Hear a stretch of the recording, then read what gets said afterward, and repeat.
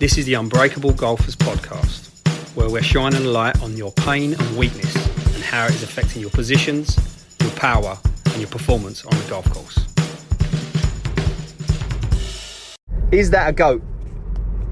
Now, we had family over, my wife's sister and the kids over, and we was taking them back to Valencia Airport after they've been here. Was on the way back. So literally where we live, there's a cut-through road. Gone to go through the cut-through road. It's a tiny little road. You can barely get two cars down there. You have to sort of pull over really, really tight.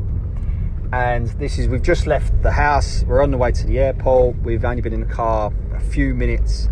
And as we go around the corner, a goat is sprinting top speed towards the centre of the motor.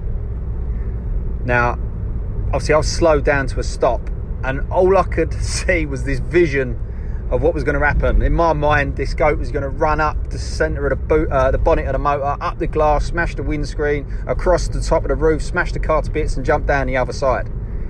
And as it was sprinting towards me, I actually for a minute shit myself. I thought this is going to do all sorts of damage to the car.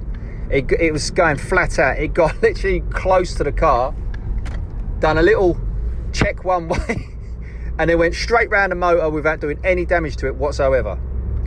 And then a few people come running past after. Now, put the car back into gear and literally driven off. And all I kept thinking that we was all talking about, oh my God, there was a goat. Is that a goat? There was a goat running towards the car. Now, fast forward about half hour later, we haven't mentioned it again. We're talking about, what they're going to do when they get home, talking about them being over there. We're talking about everything. And driving down the motorway, and I just said, can we just take a minute to remember that half hour ago, there was a goat running flat out, heading towards the motor, and somehow it didn't smash the car at all.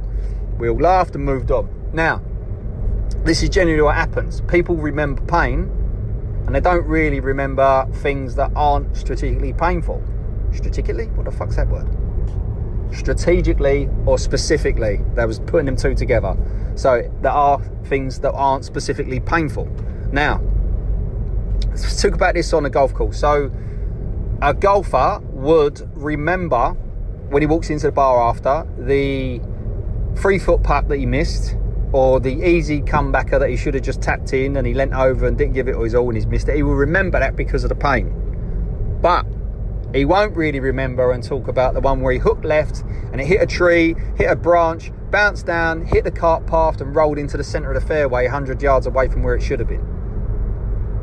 You don't remember that. You remember pain. The reason why you remember pain is because you try not to have that pain happen again. This is why the pain prison is so important, because your brain and what your brain does to your body will hold your body in certain positions based on past pain. You could stand over a particular shot that you've had pain from before, and your brain and your body will act differently because it remembers the past pain. This pain stops you getting in the right positions. Not being able to get in the right positions means you can't generate enough power.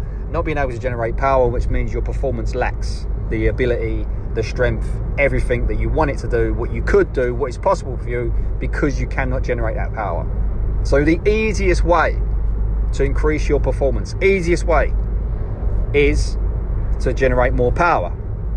Easiest way to generate more power is to get in more efficient positions, and the best way to get in more efficient positions is to remove any pain and restrictions in the body and mind that's holding you back and stopping you getting there. Like this goat flying out the motor, it's not ingrained completely in everyone's mind. It's only because I drove down that road again this morning that it comes to my mind. But if that goat had literally smashed into the motor, done any type of damage to it, I know they'd end up missing their flight because of it, anything of that pain would be ingrained every time I drove past the road. Every time they thought about this area, they would think of that. Every time they see a goat, we would have been thinking about how the goat smashed the motor up. So remember, the reason why you can't get better if you are trying everything is because you are locked in some sort of prison, whether it be in your body or in your mind. Find the pain, fix the pain, get in better positions, generate more power, increase your performance. Couple of questions as always. Where are you currently holding on to past pain that you know affects your swing? Not that you think, that you know it affects your swing in one way or another. Follow-up questions. What have you done in the past to try and fix that pain? If you haven't done anything, that's the definition of insanity. So, with that, good luck. For more information on golf performance, by increasing your power, by getting in better positions, by working on your body and mind, go to unbreakablegolfers.com and sign up to the free asset.